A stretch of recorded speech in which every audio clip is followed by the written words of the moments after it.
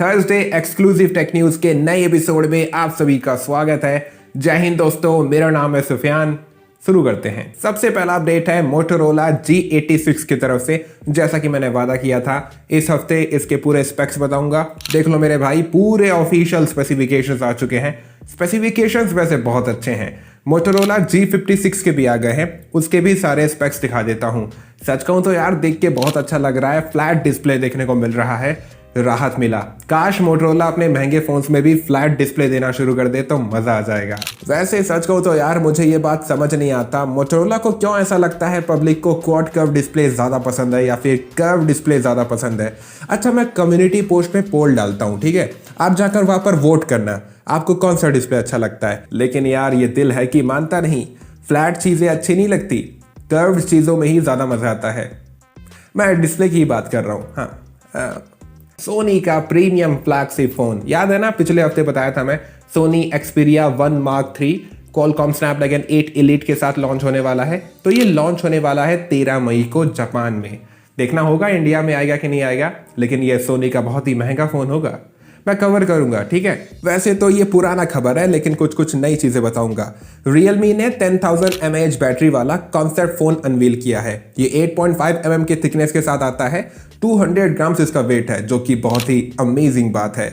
चलो, Realme ने ये तो दिखाया कि सिलिकॉन कार्बन बैटरी के साथ कितने mAh की कैपेसिटी वाला बैटरी प्रोवाइड किया जा सकता है एक स्मार्टफोन में। हालांकि इसके चक्कर में बहुत सारे कॉम्प्रोमाइजेस भी करने पड़ेंगे। देखो यार, सुनकर थोड़ा अजीब लगेगा, लेकिन प्लीज अपने दिल में इतने बड़े बड़े बैटरीज को लेकर अरमान मत जगाओ। मतलब कि मैं देख रहा हूं काफी बंदों को आजकल के टाइम में 5000 mAh बैटरी कम लगने लगा है। सच कहूं तो यार मुझे 4500 mAh बैटरी बहुत सही लगता है। हाँ, सुनकर अजीब लग रहा है, लेकिन मेरे लिए काफी है। मैं चार्जिंग करने के लिए तैयार हूं। 5000 mAh बैटरी मुझे बहुत ज्यादा लगता है, लेकिन कई सारे बंदों को देख रहा हूं जो आजकल बड़ी बड़ी बैटरी ढूंढ रहे हैं। 7000 mAh बैटरी, 6000 mAh बैटरी। देखो यार, मैं समझता हूं आपके भी पॉइंट ऑफ व्यूज को, आपके भी ओपिनियंस को, लेकिन कभी कभी हम बड़ी बैटरी के चक्कर में बेकार स्मार्टफोन खरीद लेते हैं। तो बड़ी बैटरी को फॉलो करो, हाँ करो। 5000 mAh से ज्यादा मिल रहा है, लेने की कोशिश करो, लेकिन बाकी सब चीजों को भी तवज्जो दो।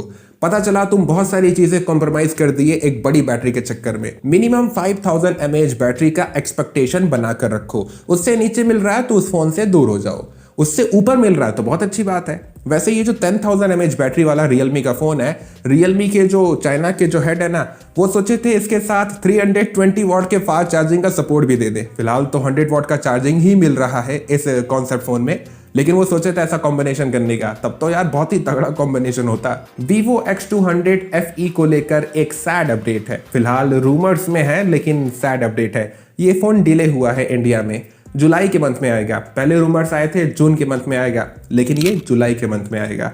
अब देखो क्या होता है। वैसे इस फोन के सारे स्पेक्स वापस से देख लो। ये Vivo X200 Pro Mini को रिप्लेस कर रहा है इंडिया में। पहले रूमर्स आए थे, अब वो रूमर्स सच भी थे कि नहीं, Vivo X200 Pro Mini वाले की वो फोन इंडिया में आएगा। वैसे जैसा कि मैंने कहा था, MediaTek Dimensity 9400E बहुत ही जल्द लॉन्च होने वाला है। MediaTek अनाउंस कर दिया है अगले हफ्ते इसको लॉन्च कर देगा। बेसिकली 9300 प्लस को देखे हो, बस ये वही है मेरे भाई। ये बहुत सारे फोन्स में आएगा, मैं ऑलरेडी पिछले हफ्ते बता दिया था। कहानी में बहुत बड़ा ट्विस्ट आ चुका है, जो कि बहुत ही अच्छा ट्विस्ट है। Realme को लेकर मुझे उम्मीदें वापस से महसूस हो रही हैं, खासकर फ्लैगशिप फोन्स को लेकर। जो अंदर में निराशा थी वो अब जा रही है।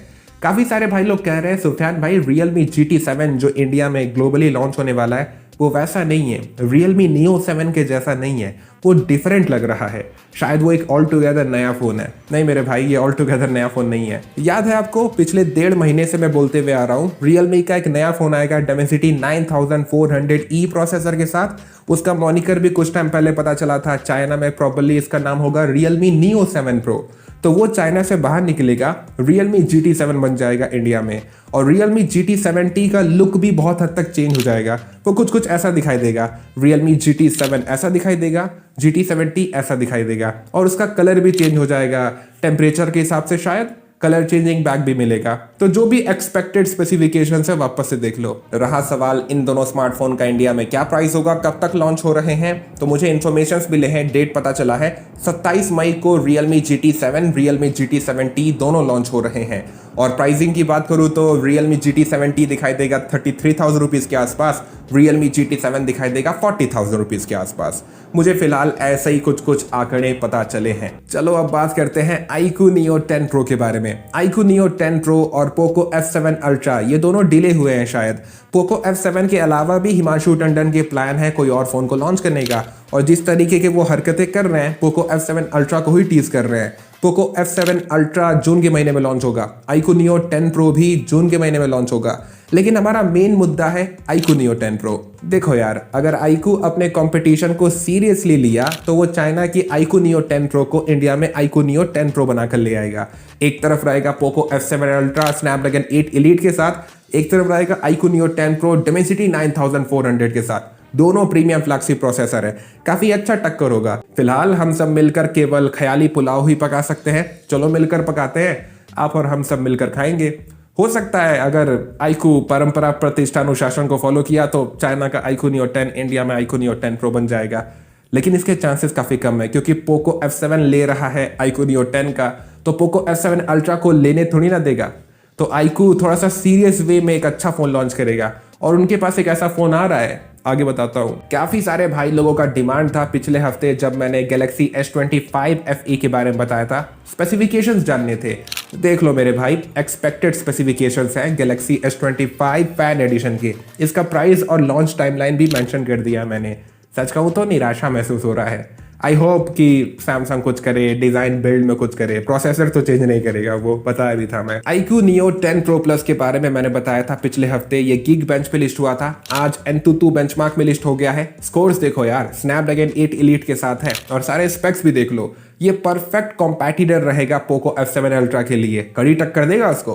क्या पता iQOO वाले इसको इंडिया में ले आए iQOO Neo 10 Pro बनाकर, अगर वो सीरियसली लिए अपने कॉम्पैटिटर को तो। नहीं तो खुद सोच के देखो, Dimensity 9400 क्या 8 Elite के सामने टिक पाएगा? क्या? मुझे यकीन नहीं होता। मजाक कर रहा हूँ, मुझे लगा ही था। तुम्हारे Dimensity 9400 में उतनी ताकत नहीं कि मेरा सामना कर सके। जरा देखो उसे, वो तो Snapdragon 8 Elite है। खैर, मैं तुम सबसे बहुत जल्द मिलूंगा, और वो मिलना हम सबका आखिरी मिलना होगा। Aston Martin F1 branded phone आ रहा है, लेकिन हैरानी की बात है अभी तक ये पता नहीं चला है कि कौन सा ब्रांड लेके आएगा इस फोन को। मतलब कि ब्रांडिंग लगाकर कुछ स्पेशल एडिशन, पता नहीं, कुछ कंफर्म नहीं है। कुछ पता चलेगा तो बताऊंगा।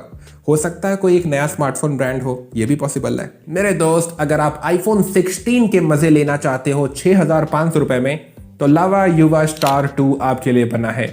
ये लॉन्च हो गया है इंडिया में, iPhone 16 के जैसे बहुत ज़्यादा हद तक दिखता है। मुझे काफ़ी अच्छा लगा ये स्टाइल, क्योंकि इतना प्रीमियम डिज़ाइन इतने सस्ते फ़ोन में मिल जा रहा है, तो और क्या चाहिए। भले वो कॉपी मार रहे हैं, लेकिन फिर भी देखने में तो प्रीमियम है। वैसे चीज़ें भी अच्छी दे देता है। आपके क्या ओपिनियन है कमेंट करके बताना। सच कहूँ तो लावा ये सब हरकतें छोड़ दो यार, कुछ अच्छे प्रोडक्ट्स लॉन्च करो जैसे आप करते हो, इन सब चक्करों में मत पड़ो। इन्फिनिक्स टेक्नो जो करते थे। आओ मिलकर हम सब खुद से वादा करते हैं, इस बार होने नहीं देंगे। इस बार मैं तो होने नहीं दूंगा।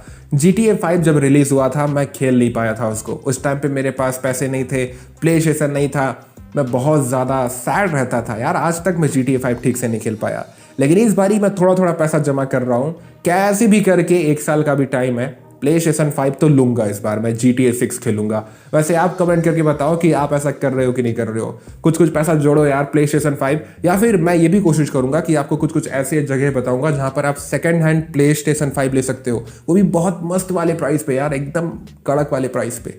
OnePlus एक गेमिंग स्मार्टफोन बना रहा है, एक ऐसा स्मार्टफोन OnePlus का जिसमें गेमिंग ट्रिगर्स होंगे। देखे होंगे रेड मैजिक, ब्लैक शार्क के गेमिंग स्मार्टफोन्स में ट्रिगर्स होते हैं, वो ट्रिगर होंगे OnePlus के फ़ोन में। अब देखना होगा ये OnePlus का कौन सा फ़ोन होगा। कहीं ये Oppo K13 टर्बो तो नहीं, OnePlus उसको रीब्रांड करके ट्रिगर लगा देगा, मुझे तो यही लग रहा है। नहीं तो Oppo के बिना OnePlus कैसे कर सकता है ऐसा काम। मैं देख रहा हूँ काफ़ी सारे बंदे कंफ्यूज हैं, पूछ रहे हैं मेरे से, सुफियान भाई Poco F7 में IR सेंसर नहीं है क्या? है मेरे दोस्त, मैंने बताया भी था वीडियो में। कहाँ पर है पता है? फ्लैश लाइट देखियो, उसी के आसपास है। और ये फोन डिले नहीं हुआ है, इसी महीने लॉन्च होगा इंडिया में। Oppo Reno 14 सीरीज के स्मार्टफोन 15 मई को लॉन्च हो जाएंगे, लेकिन कंफ्यूजन बहुत ज्यादा है। रूमर्स ऐसे हैं Oppo Reno 14 Dimensity 8350 प्रोसेसर के साथ होगा, मतलब जो इस बार Oppo Reno 13 में था, और Oppo Reno 14 Pro में MediaTek Dimensity 8450 होगा। ये भी कंफ्यूजन है, अलग कंफ्यूजन है मेरे भाई। Oppo Reno 14 सीरीज के फोन अकेले लॉन्च नहीं होंगे, एक टैबलेट भी लॉन्च हो रहा है Oppo Pad SE जो Vivo Pad SE से भिड़ेगा, और एक earbuds करके कोई तो माल मसाला है वो भी लॉन्च कर रहे हैं। मुझे लगता है आप भूल चुके हो, लेकिन फिर भी याद दिला देता हूं, ये दोनों फोन्स जब इंडिया में आएंगे ना, तो इनके जब प्राइसेस आप देखोगे आप खुद सोचोगे यार ओप्पो क्या सोचकर ऐसे प्राइसेस रख रहा है। ओप्पो करंटली खुद को एप्पल से कम नहीं समझ रहा है, समझ गए? तो उसके प्राइसेस तुम देखना। सैमसंग गैलेक्सी F56 इस महीने लॉन्च हो रहा है, यानी कि M36 अगले महीने लॉन्च होगा। इसके इंडियन प्राइसेस आ चुके हैं। जो 8GB 128GB वर्जन है वो 28,000 रुपीज से शुरू होगा, 8 to 56 शुरू होगा 31,000 रुपीज से, और ये ऑफिशियल प्राइसेस ही समझो, मतलब कि M56 ही F56 है। इसमें कोई हैरानी की बात नहीं है, लेकिन मैं ऐसा बोल क्यों रहा हूँ? क्योंकि कुछ क्रिएटर हैं जो कहते हैं F सीरीज में प्राइस कम हो जाता है, लेकिन ऐसा नहीं है। मेरे दोस्त, मेरे भाई, वीडियो अच्छा लग रहा है तो लाइक कर दो, चैनल को सब्सक्राइब कर दो। जैसा कि मेरे दोस्त मैंने कहा था, iQOO Z10 Turbo Pro जो चाइना का है वो इंडिया में iQOO Neo 10 बन जाएगा। मेरा बात सच हो गया। iQOO Neo 10 इंडिया में 26 मई को लॉन्च हो रहा है। इसका इंडिया में प्राइस होगा 35,000 रुपीज़ के आसपास।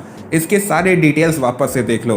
किस्मत अच्छी रही तो कैमरास के सेक्शन में iQOO कुछ चेंजेस करेगा, और यही डेट के आसपास पोको F7 भी आ रहा है इंडिया में। आपके क्या रिएक्शन है कमेंट करके बताओ। डिजिटल चैट सेशन कहते हैं उनको इन्फॉर्मेशंस मिले हैं iPhone 18 सीरीज के ऊपर एप्पल काम करना शुरू कर दिया है। वो टेस्टिंग कर रहा है जो प्रो मॉडल्स होंगे iPhone 18 Pro 18 Pro Max, उनमें जो फेस आईडी है ना वो अंडर स्क्रीन हो जाएगा, और सेल्फी कैमरा साइड में हो जाएगा पंच होल के साथ। कुछ ऐसा दिखाई देगा iPhone 18 Pro 18 Pro Max। अगर इस साल iPhone 17 Air सक्सेसफुल हो गया तो उसको वो कंटिन्यू रखेंगे iPhone 18 Air में भी, अगर नहीं हुआ तो डिसकंटिन्यू कर देंगे। लगता है सैमसंग अपने फोल्डेबल स्मार्टफोन को लेकर सीरियस हो गया है। Samsung Galaxy Z Fold 7 world का सबसे पतला फोल्डेबल स्मार्टफोन बन जाएगा। जब वो खुला रहेगा तो 3.9 mm का होगा, जब वो बंद रहेगा तो 8.9 mm का होगा। ये बहुत पतला है मेरे भाई। ओप्पो का जो नया फोल्डेबल स्मार्टफोन है वो जब खुला रहता है तो 4.2 mm का होता है, और जब बंद हो जाता है तो 8.9 mm का होता है। OnePlus Nord CE5 ये इंडिया के BIS सर्टिफिकेशन पे लिस्ट हो चुका है। किस्मत अच्छी रही तो ये फोन यही महीने लॉन्च हो जाएगा, नहीं तो फिर जून के महीने में लॉन्च होगा। Honor 400, Honor 400 Pro ये दोनों स्मार्टफोन्स 22 मई को ग्लोबली लॉन्च हो रहे हैं, लेकिन उससे पहले चाइना में लॉन्च हो जाएंगे। इन्फॉर्मेशंस मिले हैं मुझे। वैसे अपने को क्या फर्क पड़ता है, इंडिया लॉन्च को लेकर कोई इन्फॉर्मेशंस नहीं है। काफी सारे एक्सट्रीम एडिशन वाले फोन आने वाले हैं। मैं इन स्मार्टफोन्स के लिए बहुत ज्यादा एक्साइटेड हूँ।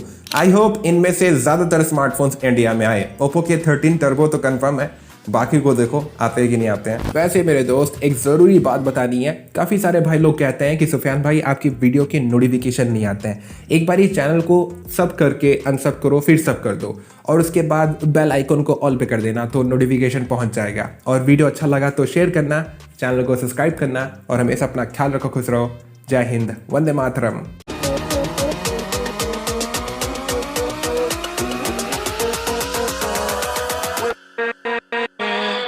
With